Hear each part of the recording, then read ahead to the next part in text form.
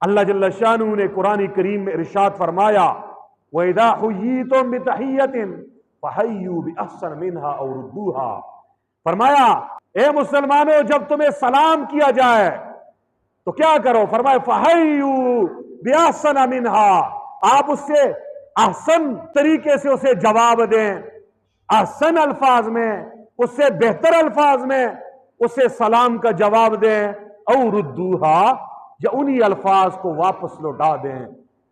سلام کرنے والے نے ایک دعا دی السلام علیکم، آپ پر سلام ہو، آپ دو دعائیں دیں وعلیکم السلام ورحمت اللہ، آپ پر سلام بھی ہو رحمت بھی ہو۔ اگر وہ آپ کو دو دعائیں دے رہا ہے السلام علیکم ورحمت اللہ، آپ پر سلام ہو اللہ کی رحمت ہو، تو آپ تین دعائیں دیں وعلیکم السلام ورحمت اللہ وبرکاتہ، آپ پر سلام بھی ہو اللہ کی رحمت بھی ہو اللہ کی برکت بھی ہو۔